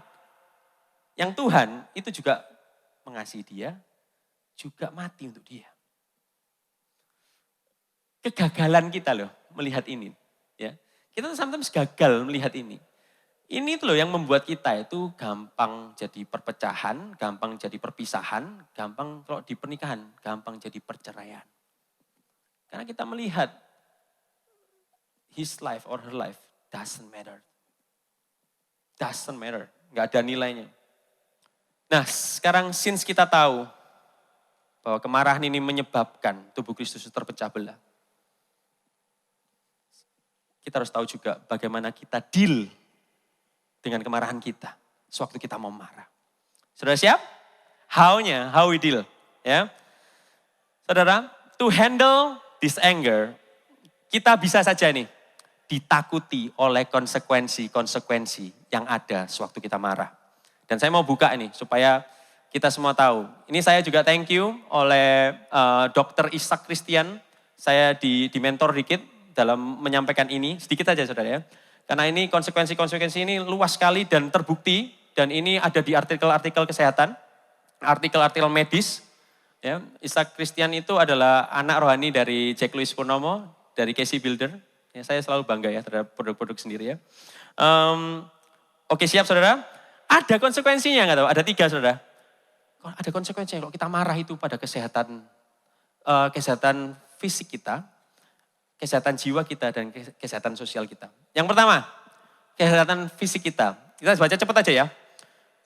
Kesehatan jasmani terganggu kalau kita marah saudara. Tekanan darah tinggi, stroke, migrain, diabetes, penyakit jantung, penyakit pencernaan. Dan terakhir ini saya juga kaget. Bener penyakit kulit, jerawatan itu gara-gara suka marah. Iya. Jadi saya nggak mungkin jelasin secara ilmiah ya, tapi percaya saja ya. Dan ada juga kesehatan jiwa. Ini yang memang actually membuat orang itu sampai depresi, ya. Anxiety, cemas selalu, takut selalu. Dan bulimia itu eating disorder. Ya. Dan insomnia itu nggak bisa tidur. Dan ingat dong, depresi itu bisa memimpin orang yang kena depresi itu pada bunuh diri. Ya. Dan ada juga konsekuensi sosialnya saudara. Kita kalau marah atau dimarahin, paling enggak, dan kita marah itu ada di hati kita ya, marah. Produktivitas kerja kita pasti rusak. Hubungannya yang antara dimarahin dan memarahin atau saling marah-marahan juga rusak. Dan juga terisolasi. Ya. Ya enggak sih, orang yang suka marah itu kadang kita jauhi aja. Mereka jadi terisolasi lama-lama. Yalah, cek males serek bawa mui terus misalnya. Ya, kan? Ya jadi terisolasi. Nah bahkan ada temuan-temuan saudara, kecelakaan berkendaraan mobil itu bisa terjadi sewaktu suami istri berantem. Antara ngegas lebih cepat karena menunjukkan kemarahannya atau ngerem mendadak. Atau lost concentration bisa menyebabkan nyawa melayang. Nah kalau saya stop di sini saudara, dan akhirnya saudara, yo, konsekuensi gila, ojo ngamuk-ngamuk wis, jangan marah-marah wis. Saya bisa stop di sini saudara. Tapi kalau saya stop di sini, kita tidak perlu ikut Kristus. Dengan artikel-artikel kesehatan aja cukup. Tapi saya bilang saudara, itu sifatnya tetap sementara. Sementara. Kenapa? Ini ya, kita udah jaga. Setelah meeting dari hari ini, wah Pastor Andrew bilang kayak gini, oke saya tidak akan marah. Tapi nggak taunya jaga kemarahan, bagus banget. Sampai di umur berapa, nggak taunya, keluar juga. Jadinya marah. Karena nggak taunya aku jaga kemarahan, tapinya keluar juga ini. Gejala-gejala ini. Jadinya marah juga. Jadi sama aja. Itu sementara sifatnya. Karena apa sih?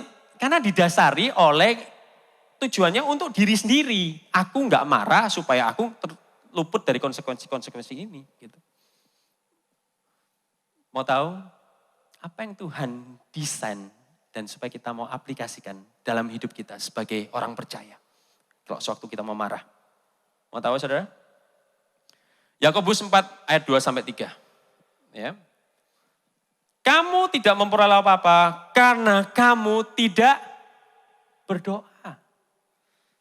Atau kamu berdoa juga tetapi kamu tidak menerima apa-apa karena kamu salah berdoa. Sebab yang kamu minta itu hendak kamu habiskan untuk memuaskan hawa nafsumu.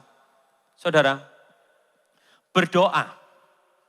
Seakan-akan klise ya. Kehidupan Kristen sifatnya berdoa. Nanti saya jelaskan. Gini saudara, kita kadang-kadang cacat doktrin. Berdoa itu seakan-akan kayak toa terhadap Tuhan. Tahu ya toa ya? Bukan doa, toa. Tuhan, aku perlu ini, aku perlu itu, aku perlu ini. Udah ya. Doa itu HT, saudara. Handy talkie, walkie talkie. Di mana kamu ngomong, Tuhan juga ngomong. Dua arah komunikasinya. Arahnya two way communication. Jadi kalau kita bekerja itu kan pakai alat namanya untuk komunikasi kita WhatsApp ya. Nah kalau kita doa sama Tuhan, kalau kita mau komunikasi sama Tuhan, aplikasinya itu berdoa. Nah ini ayat ini bicara, kamu mau sesuatu tapi kamu gak dapatkan. Kamu tapi doa, kamu juga gak dapatkan karena kamu salah berdoa. Saya berikan contoh saudara. Gini loh, seakan-akan kita itu kadang-kadang doa seperti kadang-kadang anak saya berdoa. Contoh ya, ini anak saya berdoa seperti ini. Di dalam suatu mesbah keluarga kami, tiba-tiba dia bilang, Evan, umur 15 tahun, dia bilang, Tuhan Yesus, please berikan aku SIM A dan berikan saya mobil untuk saya bisa menyetir. Please Tuhan, genapi janjimu dan apa yang aku mau. Amin. Apakah itu akan langsung terjadi? Umur 15 tahun mau nyetir, mau SIM A. Ya sudah tidak mungkin terjadi. Salah berdoa. Kita seringkali kalau kita marah sama teman kita, saudara kita, istri kita, suami kita berdoanya salah. Seringkali kita berdoa itu gini loh. Tuhan, aku ingin ini, aku ingin itu, aku ingin orang itu merasakan ini. So please, ganti doa kita sewaktu kita mau deal with our anger dengan Tuhan, Engkau tahu hatiku ini marah. Tapi Tuhan, Kau ingin aku apa? Dibanding dengan Tuhan, aku ingin ini, aku ingin itu. Hawa nafsuku terus. Tapi Tuhan, Kau ingin aku apa? Dan saya pastikan, sewaktu kita berdoa, akan ada perubahan dalam hati dan jiwa kita jadi tenang loh. Jiwa kita jadi tenang. Dan kalau saya bisa bilang pada Royal Family, mintalah hati baru selalu. Hati seperti Kristus, yaitu hati yang punya belas kasihan dan hati yang lemah lembut. Supaya kalian bisa nikmati mujizat Tuhan tiap hari. Masih ingat gak di One Body Camp ya, Pastor Anthony Pribudi, dia menyebutkan aplikasi yang sangat luar biasa, ya, aplikasi dalam hidup, yaitu bagaimana kita handle perselisihan kita, konflik kita. Masih ingat gak? Ada yang ingat gak? Ya, ini bukan nama merek kendaraan, tapi R3 namanya ya. R3 itu adalah reflect, repent, and respond. Reflect itu merefleksikan. Sebelum aku respon, aku refleksikan. Tapi sewaktu refleksikan, ada pertobatan apa dalam hidupku. Dan baru berespon. Nah, yang luar biasa saudara, dari reflect, repent, respon, itu kalau saya tarik dari ayat Alkitab, memang ayat Alkitab di zaman itu enggak ada tulisan reflect. Itu bahasa seminar ya, banget ya, reflect. Bahasa Alkitab sesimpel, reflect and repent itu dibungkus dalam satu proses namanya DOA. Doa. Saya mau ajak saudara, sewaktu saudara punya masalah tentang kemarahan ya, temperamental tinggi apa segala, saudara tahan, saudara doa. Lihat mujizat Tuhan akan terjadi dalam hati saudara. Dan itu mujizat, salah satu mujizat terbesar. Ya. Nah, saya di penghujung, boleh tim musik naik. Sekarang, tadi kan saya sudah sebutin semua tuh ya, bahwa ini semua bisa mencegah kita untuk gak marah ya, karena konsekuensinya itu serem ya, penyakitnya banyak ya. Tapi saudara mau gak? Saudara mau tahu gak sejatinya untuk kita bisa benar-benar gak marah, itu hanya karena melihat apa yang Kristus kerjakan. Dan apa yang Kristus kerjakan ada di dalam hati kita. Sekarang yang terakhir, poin saya yang terakhir adalah bagaimana kemarahan itu ditransformasi menjadi kemesraan oleh kasih-Nya Tuhan. Saya harus akui saudara, kalau kita baca di Perjanjian Lama, banyak contoh tokoh Alkitab yang karena kemarahannya membawa mereka jadi iri hati dan jadinya membunuh fisik beneran. Ya. Simple, contohnya Kain membunuh saudaranya Habil. Dia marah pada Habil karena persembahannya diterima Tuhan dan persembahannya dia tidak diterima Tuhan. Muncul iri hati, dia bunuh adiknya sendiri. Pembunuhan pertama terjadi di sejarah Alkitab. Yang kedua, bagaimana Saul iri pada Daud yang telah menang atas Goliat dan namanya diululukan oleh seluruh wanita di Yerusalem pada saat itu. Sehingga akhirnya Saul jadi jealous, Saul jadi iri, Saul jadi marah dan akhirnya ada usaha untuk membunuh Daud. Dan bagaimana Daud diluputkan sama Tuhan terus. Yang ketiga, bagaimana kemarahan manusia itu ada konsekuensi, saudara. Ini, ingat gak? Musa itu marah pada bangsa Israel karena komplain terus, karena ngomel terus. Dia marah. Gak tahu yang kena ya Musa. Musa tidak bisa berada di dalam tanah perjanjian. Masuk dalam tanah perjanjian. Terakhir, Yunus padahal disuruh. Cuman menyampaikan message-nya Tuhan untuk Niniwe. Tapi Yunus begitu marah sama Niniwe. Dia gak layak Tuhan. Mereka gak layak. Ada konsekuensinya. Ada di perut ikan selama berhari-hari. Tapi ada satu tokoh Alkitab yang sangat sentral yang kita sembah hari ini. Dan menjadi sangat sentral bagi sejarah kehidupan kita pengikutnya. Namanya Yesus Kristus. Saya jelaskan saudara. Kemarahan manusia itu membawa celaka karena hawa nafsu. Tuhan apakah bisa marah? Tuhan sangat bisa marah.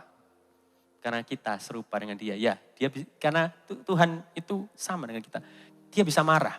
Tapi marahnya beda saudara. Bukan karena hawa nafsu. Marahnya dia dari dulu, sekarang, sampai selama-lamanya. Dia gak pernah marah sama manusia semestinya. Dia marah sama namanya dosa. Dia gak marah sama manusia. Dia marah sama namanya dosa di dalam manusia. Kenapa sih? Kenapa Tuhan marah? Ini dari dulu, sekarang, dan selamanya ya. Sampai hari ini dia masih marah. Sama dosa. Ya. Kenapa? Karena dosa itu misahin dirinya dengan manusia. It's like ini loh. It's like saya itu kalau disuruh renang di kolam tinja, saya tidak akan pernah mau. Karena itu kotor. Saya tidak mau dibayar berapa M pun, saya untuk renang, snorkeling, scuba diving di kolam tinja, saya tidak akan pernah mau. Seperti itu juga Tuhan. Dia tidak bisa bersatu dengan dosa, karena itu menjijikan. Ini ayat 5 ya. Ia menginginkan kita dengan cemburu. Tadi saya janji menjelaskan ya tentang cemburu gimana. Cemburunya Tuhan itu ambil dari passionnya dia. Semangatnya dia untuk memiliki kita. Bukan cemburu yang posesif dan psikopat. Kayak cemburunya manusia. Ya. Toh Tuhan dengan cemburunya dia tetap kasih kita free will kok. Toh dengan cemburunya dia juga tahu waktu kita menolak dia. Dia hanya cuma bilang, engkau tahu kalau engkau di luar aku, engkau akan binasa. Itu cemburunya Tuhan. Tapi ini saudara, yang luar biasa. Tuhan tetap marah ya. Tuhan tetap marah. Tapi kemarahannya enggak seperti marahnya Kain sama Habil. Enggak seperti marahnya Saul sama Daud. Kemarahannya bukan untuk membunuh kita. Bukan untuk membinasakan kita. Atau mencederai kita. Tapi kemarahannya memimpin dia. Malah untuk memberikan anaknya yang tunggal. Anaknya yang tunggal diberikan pada kita. Anaknya yang tunggal diberikan pada kita untuk apa sih? Untuk jadi sasaran kemarahannya. Bapa marah pada anaknya. Saudara kalau melihat kisah Tuhan kita yaitu Yesus Kristus. Pantas gak sih semestinya dia tuh marah? Yesus loh. waktu disuruh ke kayu salib, pantas nggak semestinya dia marah? Menurut saya pantas. Karena keadilan tidak dia terima. Karena segala dosa manusia itu dilimpahkan kepada dia. Disuruh dia yang nanggung semua. Padahal dia itu zero pelanggaran, zero dosa, tidak pernah kartu kuning, tidak pernah kartu merah, ya, tidak pernah fall out. Gak pernah dia mengalami itu semua. Dan selama dia hidup 33,5 tahun, hidupnya berkenan di hadapan Tuhan, Allah mengasihinya dengan sangat luar biasa. Lihat nih saudara. Instead of dia marah, di satu hari, dia menengadah dan berdoa. Kalau boleh Tuhan, cawan ini luputkan daripadaku, tetapi bukan kehendakku, tetapi kehendak-Mu yang terjadi. Kita kalau marah kadang-kadang karena kehendak kita kan, kehendak kita yang penting, kehendak kita yang penting. Lihat Tuhan kita, bukan kehendakku, tapi kehendak-Mu yang terjadi. Dan ini juga, Tuhan, bagaimana aku melihat orang yang percaya padamu, jadikan mereka satu. Seperti aku dan engkau satu. Supaya kita tidak perlu saling bermarah-marahan satu dengan lain. Dan dia waktu melihat ini bahwa satu-satunya jalan untuk kita bisa dipersatukan dan satu-satunya jalan untuk kita bisa lepas dari kemarahan, yaitu cawan murka Tuhan harus diambil, yaitu kayu salib. Dan di kayu salib pun saya cek terakhir saudara, tidak ada statement kemarahan dari Tuhan Yesus. Tidak ada. Yang ada malah terakhirnya adalah it is done, it is finished. Kemarahan murka Allah itu timpa atas Tuhan Yesus dan tidak menimpa atas kita semua. So, mari saya undang semua untuk berdiri. Kalau ini apa yang Tuhan kerjakan di kayu salib, begitu karyanya luar biasa. Dia tidak marah, padahal dia menanggung segala dosa kita. Masihkah kita mau marah pada saudara kita, pada istri kita, anak kita, orang tua kita? Yang kedua, kalau kita tahu juga bahwa kemarahan ini salah satu virus dan bakteri yang mengacaukan, memecah belah kita. Mau gak kita berhenti marah terhadap gereja Tuhan, terhadap pemimpin yang mungkin gak sempurna? Maukah kita berhenti marah? Dan sejatinya gerakan anti one body itu sudah ditumpas sama Yesus Kristus. Sewaktu kita mau percaya padanya, antibody Tuhan itu turun. Sistem imun itu turun supaya kita gak pernah sakit, gak pernah menyakiti. Yaitu Roh Kudus dalam hidup kita. Mari saya undang semua untuk ambil cawan perjamuan kudus. Dan saya percaya saudara, sewaktu Roh Kudus ada dalam hati kita, adanya kita itu cinta perdamaian. Yang ada bukan kemarahan, tapi kemesraan. Kemesraan di antara kita.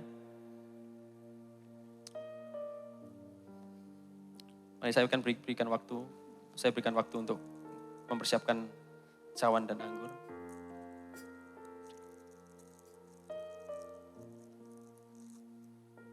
Thank you Tuhan.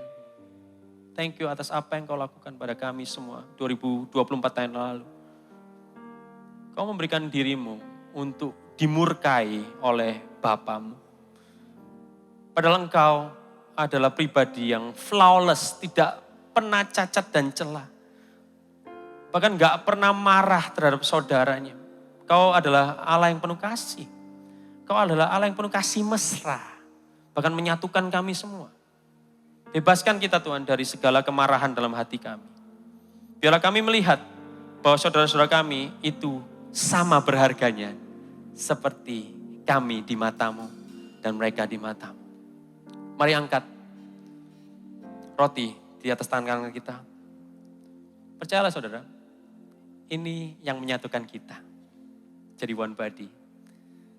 Ini yang membuat kita stop marah terhadap saudara-saudara kita. Pada malam waktu ia diserahkan mengambil roti dan saudara itu, ia mengucap syukur atasnya. Ia memecah-mecahkannya dan berkata, inilah tubuhku yang diserahkan bagi kamu. perbuatlah ini menjadi peringatan akan aku. Apakah kita percaya roti di tangan kanan kita adalah peringatan akan persekutuan dengan tubuh Kristus selama-lamanya? Apa jawabmu? Mari kita makan roti ini bersama dengan ucapan syukur di dalam nama Yesus.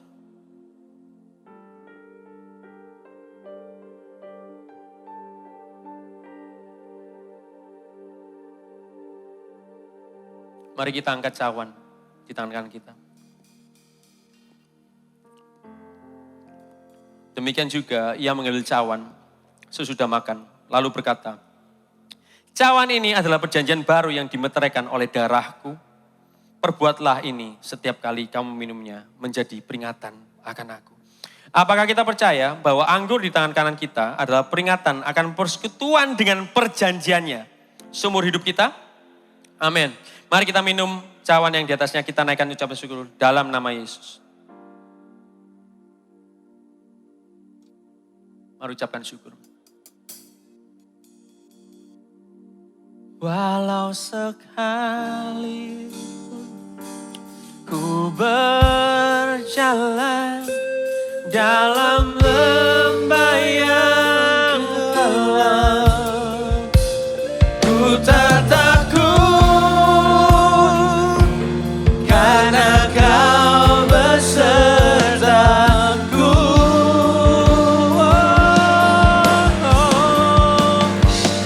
Walau sekalipun ku berjalan dalam lembah yang gelap, ku tak takut karena kau besertaku.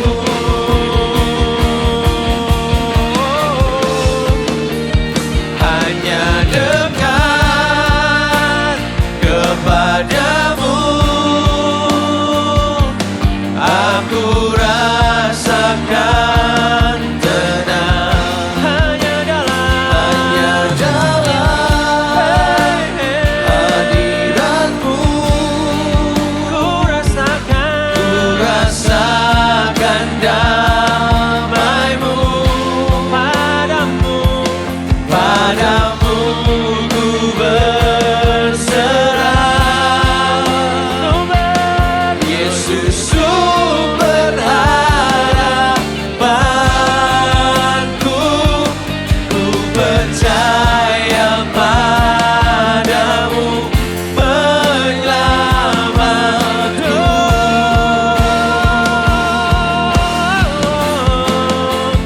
Hanya dekat kepadamu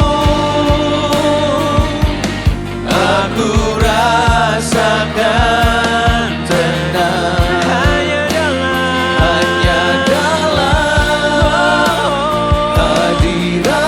hadiratmu ku rasakan damaimu. Padamu ku berserah,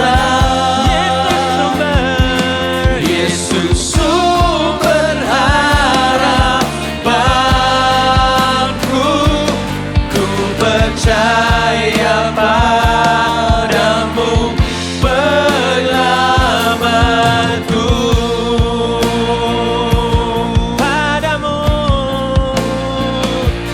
Padamu ku percaya, Yesus sumber harapanku. Ku percaya padamu penyelamatku. Kami akan buka sesi doa untuk pemulihan, saudara. Di mana mungkin kita ada terpapar kemarahan dalam hati kita. Pada istri kita, pada suami kita, atau pada anak kita karena kita kecewa. Atau pada orang tua kita, atau pada siapapun, saudara kita, atau saudara seministri, pemimpin kita. Mari gunakan kesempatan ini untuk hatimu dipulihkan sama Tuhan. Nanti setelah ibadah, tim pastoral akan melayani. Dan saya akan berdoa untuk kita semua. Tuhan, mari angkat tanganmu. Bapa, kami tahu Tuhan, hati kami itu rentan. Karena ada keinginan kami, hawa nafsu kami, yang mungkin selalu berjuang satu dengan yang lain untuk dituruti Tuhan. Kami selalu berharap Tuhan, kami selalu berharap supaya hawa nafsu kami itu selalu diturutin. Dan itu kenapa kita selalu berselisih paham, kita selalu berdebat, kita selalu berkelahi. Bahkan kami bisa iri hati dan sampai membunuh Tuhan. Mengintimidasi. Bahwa Bapa, kami mau Tuhan, hati ini kami serahkan padamu. Biarlah hati ini kau bentuk seperti hatimu. Dan kami minta Tuhan memang hatimu yang begitu penuh dengan belas kasihan. Penuh dengan kasih Tuhan. Penuh dengan kelemah lembutan. Biarlah itu menjadi bagian kita. Ajar kami Tuhan selalu. Melalui apa yang ada di family ini. Ya, biarlah setiap apa yang terjadi dalam family ini, itu adalah kendaraan untuk kita semakin serupa seperti Kristus. Ini tangan kami Tuhan, ini hati kami Tuhan. Kami mau lepas dari kemarahan bukan karena konsekuensi terhadap kesehatan kami. Tapi kami mau lepas dari kemarahan karena bagaimana transformasi paradigma kita berubah. Biarlah kami melihat orang seperti Engkau melihat manusia.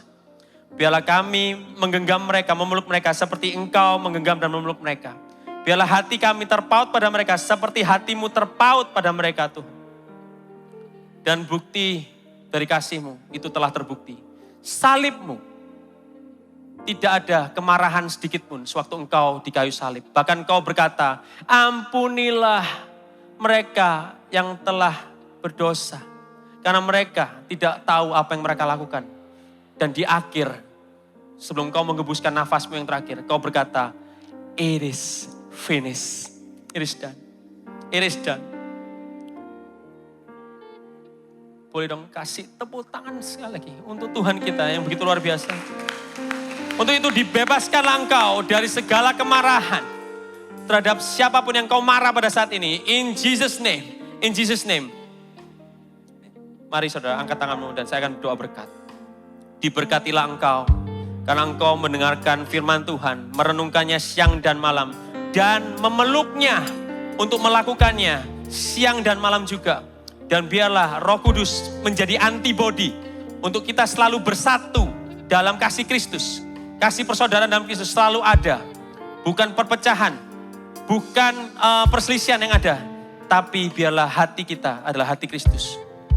Dan diberkatilah engkau di dalam setiap hubunganmu.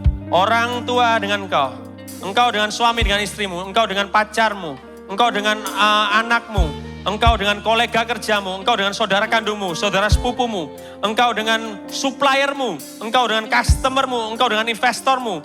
Diberkatilah hubungan ini. Karena Allah yang bertata dalam setiap hubungan. Dan aku percaya di dalam satu nama yaitu Yesus Kristus, Roh Kudus telah dicurahkan bagi setiap kita yang percaya. Dan hikmat itu akan selalu memimpin kita untuk berjalan di dalam setiap kebenaran. Dan untuk kemuliaan, demi kemuliaan dalam nama Yesus Kristus. Semua yang percaya katakan, amin. God bless you.